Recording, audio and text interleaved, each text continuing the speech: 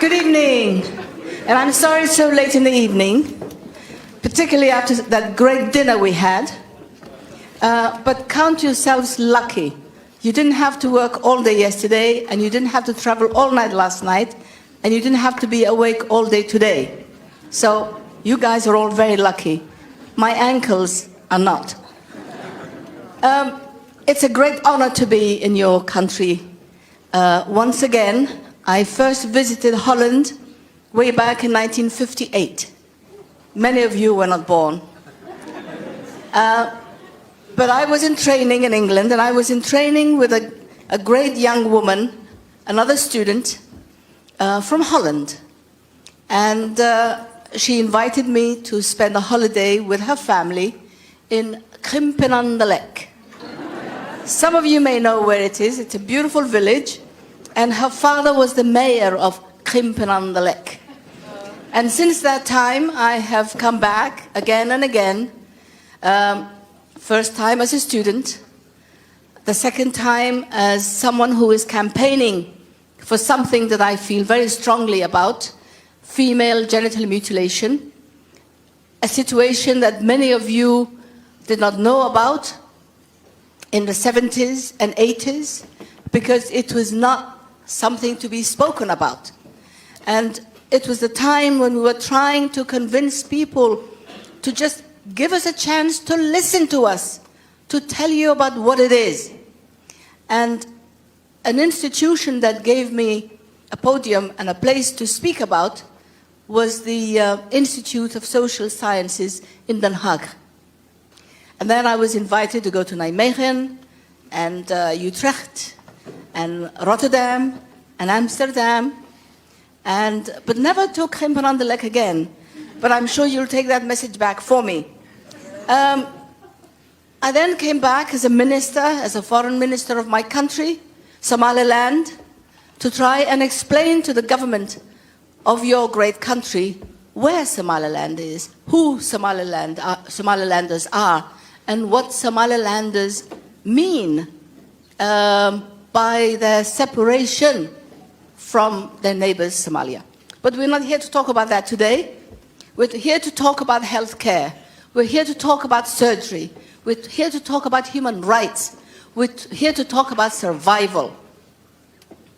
And the picture we have on the screen is the picture of a young baby, a young boy, Harir, who was the first baby born in my hospital.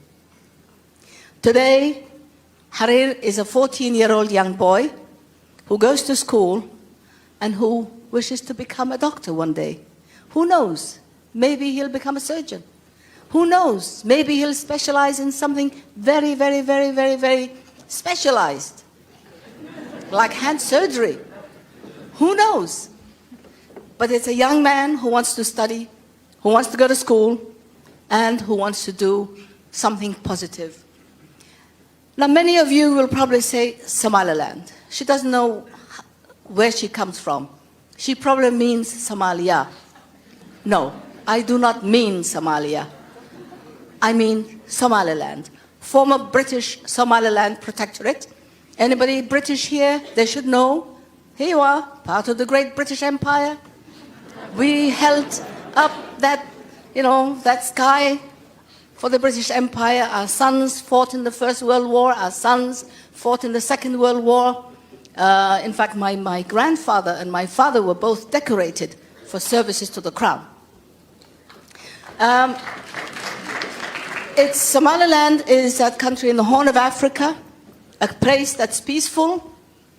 We don't have terrorists, except one woman. Her name is called me. But I terrorize injustice. I terrorize ignorance. I terrorize ill health. I terrorize what needs to be terrorized. Inability or not doing something about something that somebody could have done something about.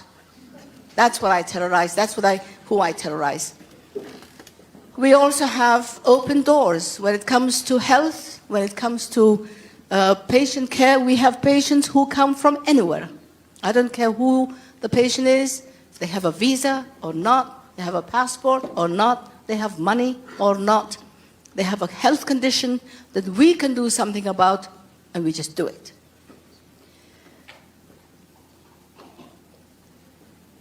I've had many privileges in this life. I've traveled a lot, as I said. At age 16 and a half, I was in London, I was in England. I won a scholarship, and I was studying in some of the best institutions there. That's why I could take holidays in your countries. But I went back to my country and joined the UN and traveled the world.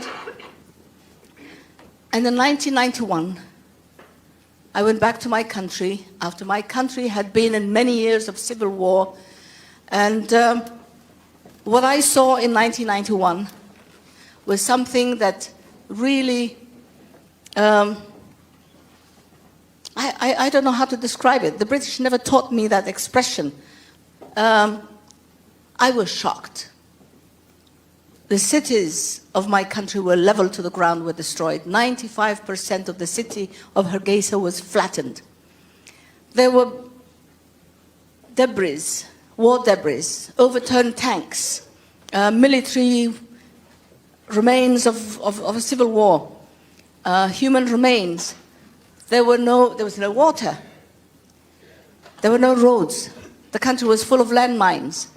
It was 250,000 of our people died. 1 million of our people became refugees, many probably in Holland as well, as they did, as they fled to anywhere that could give them shelter.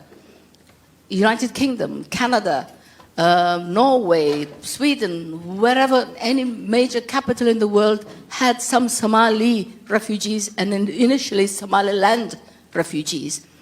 And a great country that we have as neighbors, Ethiopia, had 1 million Somaliland refugees, hosted 1 million of our people, protected them from the bombs, protected them from killings.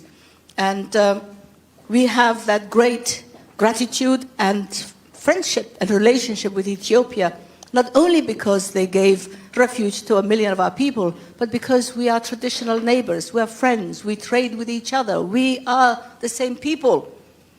And I thank them on behalf of my people for having given us that chance. Now, I'm sorry about dinner, that you have to see pictures like that, but many of you, all of you are medical people. You know what a corpse looks like. You know what mass graves look like. You know what it means to put human beings, innocent civilians and children, into mass graves. And many of those skulls from the mass graves were little children who are 4 or 5 or 6 or 7-year-olds. Now, what is the military strategy of putting 5 and 6-year-old kids into mass graves? I don't know. It shouldn't happen. That's a hospital. Who bombs hospitals? Who bombs schools? Who bombs homes? Who bombs civilians? Now that shock, initial shock, wears off, and you think, now what can I do about this? 2 things. I can run away, I can become a refugee somewhere, I can just hide, not think, not feel, not care, and let somebody else deal with it.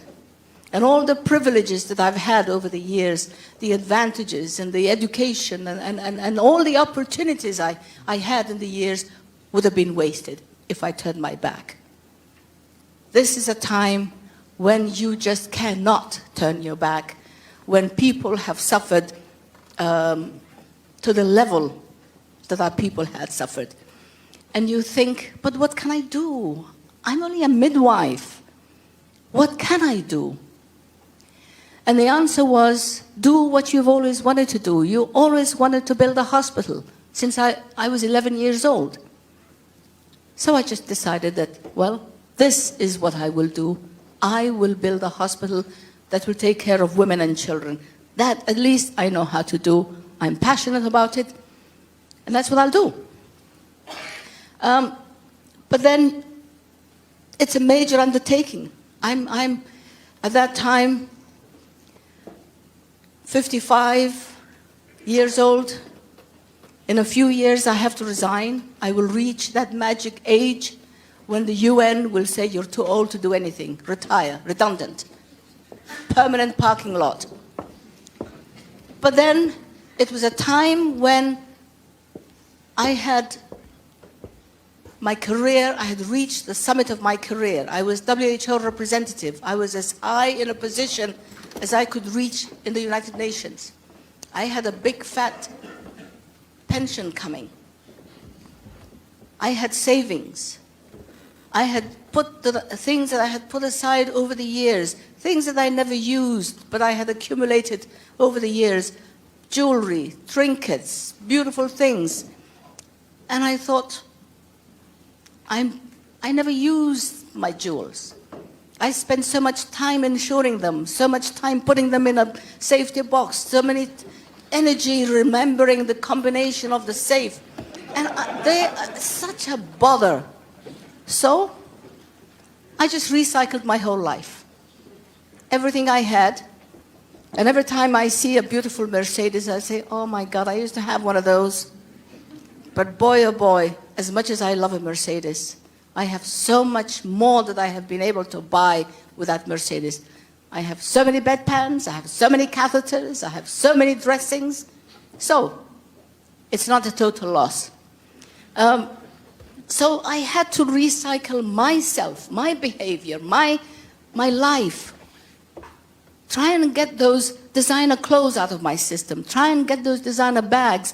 Not going to a boutique and say, oh, I love that Chanel one. No, forget it. Give me the Gucci designer things. I love them at the time. I'm happy today. I wear this. I think this is probably from Bangladesh or somewhere. £5 in London. I wear it. If it gets spoiled, it doesn't break my heart. But I love it. It's clothes on my back. I enjoy it. $5 I can afford. And I have to remember that once I had social positions. My husband was the prime minister. We were received by heads of states, by heads of governments. We were hosted. We were welcomed. 21-gun salutes, guard of honor. I think many of you remember President Johnson and Lady Bird, Dean Rusk. This is in the West Lawn of the White House as guests of the President of the United States. This is the balls, the banquets, the designer clothes. This is, anybody know who this is? Chancellor Kissinger of West Germany. There was Prime Minister Harold Wilson. There was Fanfani in Italy. There was Président Charles de Gaulle, le général Charles de Gaulle. Qui est-ce qui parle français ici? Oui, ben voilà. A life that was so beautiful, and but then that was then.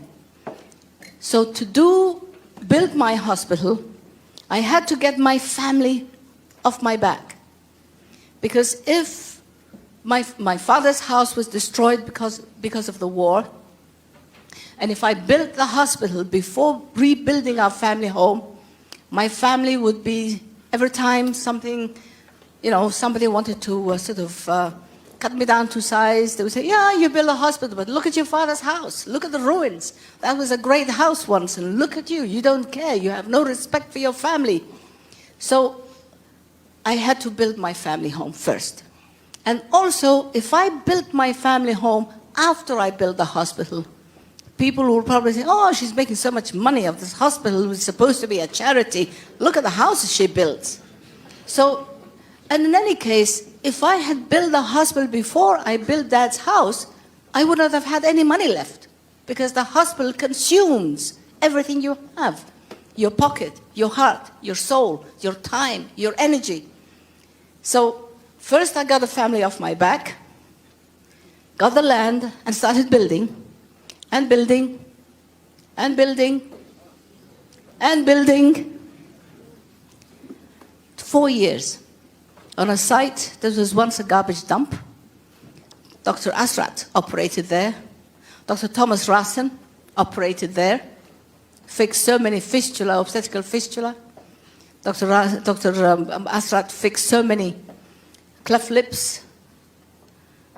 And so many surgeons. Right now, today, the 14th, teams have arrived to do our surgical camps. Burn contractures, clubfoot, spina bifida, hypospadia, anything that comes through the door. Every 6 weeks, we have this rotation. And hopefully we will have COSEXA come and do some teaching with us, for us. And the hospital was born. 2002, and that's where that little boy you saw was born. It's my home. I live there. I live wherever everybody else lives. The only concession is I have a bigger window to the right. I have a bigger window. I love windows. So I have a window that is bigger than everybody else's. But then if you want a big window, put in $1 million like I did. I'll give you a big window too. And this in the middle is my office. Some people refer to it as my observation tower. That's my home, my office, classrooms, guest rooms upstairs, some in the back, operating theaters, delivery, reception, and the walls are downstairs and also to the sides. That's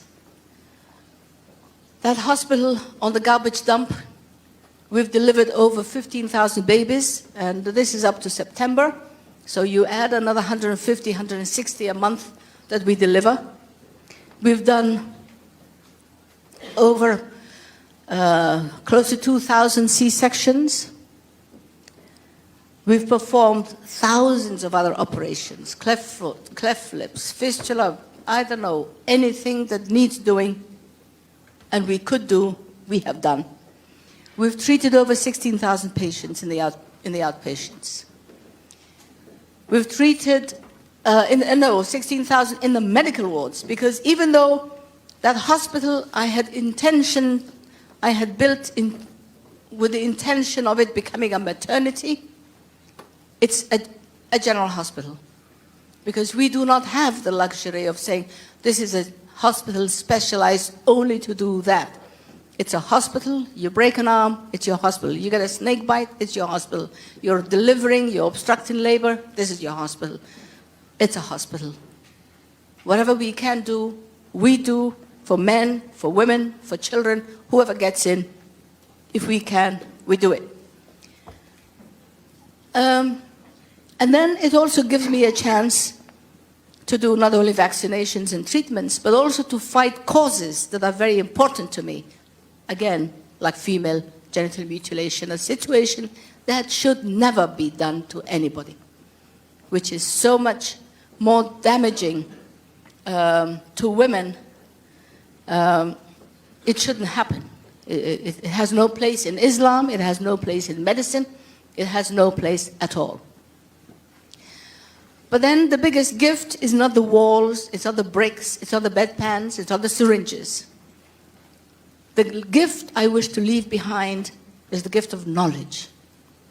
The gift of knowledge to carry forward my dream, my passion, to continue to care for our people in their time of greatest need.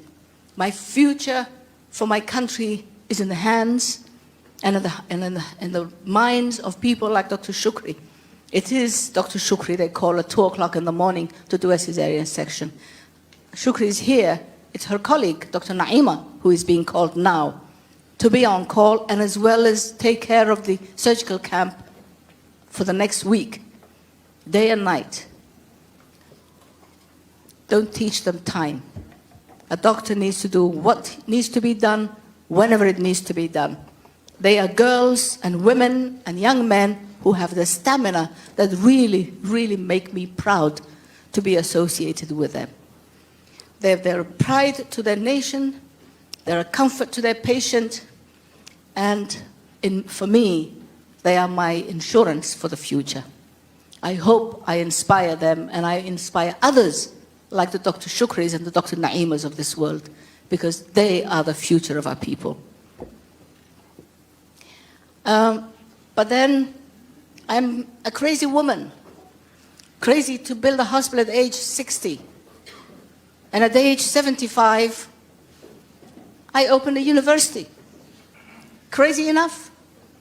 It has to be done. I wish somebody else had done it. I wish somebody else had put together a university that has standards, because then I would not have had to do it. But we need to do that. We need to teach. We need to set standards. We need discipline. We need ethics. We need professionalism. That's why I love your country. I love the Dutch. You're methodical. You're punctual. You like to do things correctly. I admire that. And that's what I want our people to learn from you. The ethics and that continuity of care in a perfect way. We train public health, we train nurses and midwives.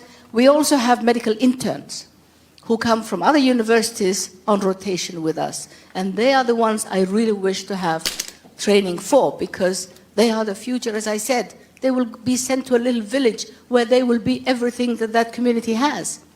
So if they're not taught to fix a fracture, if they're not taught to get a baby out, if they're not taught to get a bullet out of some place, who else will? And then I'm also a realist. You can give me the best surgeons in the world, but that best surgeon will not function if that surgeon does not have a team around him. If you don't have the midwives to screen and to work with you, you will not be able to save those women. And my challenge and my promise to myself is that Somaliland needs 1,000 midwives. And Africa needs 1 million midwives. I know I will not see that, but I hope many of you will carry that cause forward to make sure that more midwives are trained for developing countries, particularly countries like mine, who have nothing else. I do not wish to undermine doctors, but doctors take years to train. 10 years, 8 years, 9 years. And a doctor cannot function anywhere else but in a hospital with an operating theater, with an ultrasound, with an X-ray and a laboratory. Midwives are a quick fix. Midwives are a good screen. Midwives are the ones who are close to the community. Midwives agree to work on top of that mountain. Midwives agree to work in an isolated village. And they are the ones who will identify those patients who need to be referred to a second level place for better care. Midwives are the investment. And again, I don't think the Dutch need to be proud only of their tulips. You have the best midwives in the world. I know, because I worked with many of them. You have good midwives, and we wish to learn from you, and we wish you to share your expertise with us.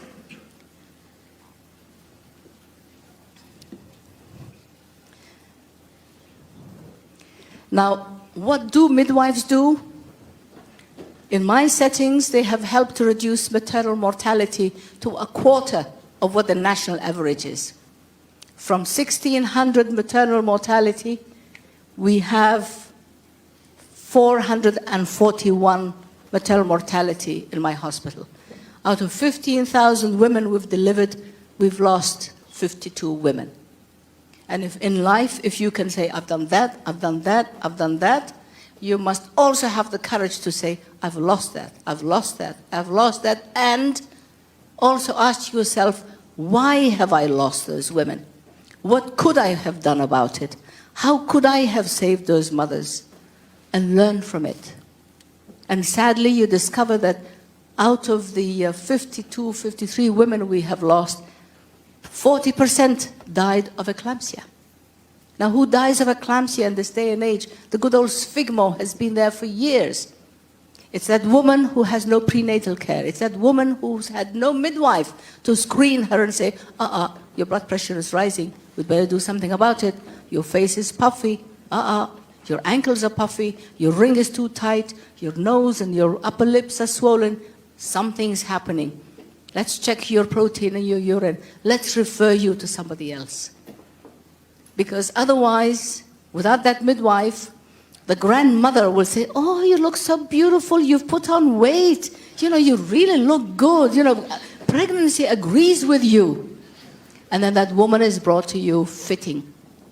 having been having had eclamptic fits for 2, 3, 4, and sometimes 5 days.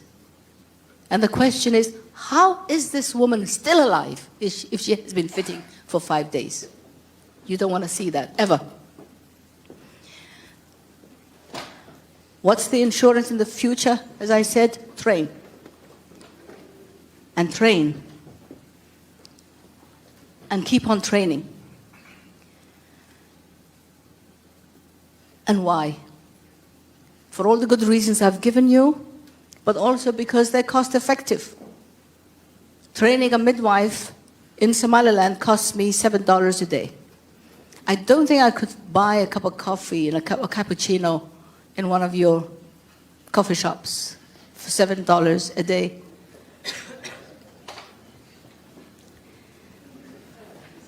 Midwives are cost effective. A doctor would have cost me 10 times as much. They are willing to work wherever we send them. They're willing to assist you. They're willing to assist the community. And I like things, sometimes I like to put things in perspective and compare things. In my little mind, if you tell me so-and-so is a giant and so-and-so is a midget, I like to see what the difference is and what it means. You are seeing 2,000 doctors there. I'm told each tank costs between $5 to $9 million. There are tanks all over the place left by the war in my country. A tank to run needs to be maintained, has to be mechanically functioning. It has to be oiled and greased. It has to be fueled with ammunition. It needs to have officers trained to look after this, to be able to aim and shoot and kill and destroy and whatever. The chains have to be, I don't know, it takes an equal amount of money to keep a tank running, an amount equal to the amount you spend to buy it. And when governments buy tanks, they don't buy 1 or 2. They buy a fleet of tanks. They put entire countries into debt. They buy 12 and 14 and 16. And they train officers and send them abroad to get trained on how to maintain those tanks. They spend money to buy ammunition, the latest radars, the latest I don't know what else. The only time these tanks come out is on National Day parades or when those young officers who were trained to maintain them stage a coup d'etat and take over from the president who put the country in debt buying those tanks. My appeal is give me, whenever you buy tanks, I don't know, somehow the world seems to have a need for buying tanks. I can understand it why. But give me the cost of 1 tank or 2 tanks. That would cover the health needs of that country. And any president who spends $20 million on the health care of that country will never be ousted. So my appeal is a tank for health. Imagine how many operating theaters we could build, how many sterilizers we could buy, how many instruments we could buy with $9 million or twice the cost of a tank. To me, this is a better investment. To me, that's what I want to invest in. And we do not discriminate against boys and men because we are partners in our fight against disease, against ill health. The hospital has achieved many things. But what I need to show you is what it has achieved surgically. Because we're here to talk about essential surgery, whether it was yesterday at the Lancet Commission in Dubai or today, and hopefully the tomorrows. Surgery is essential. We cannot have proper health services without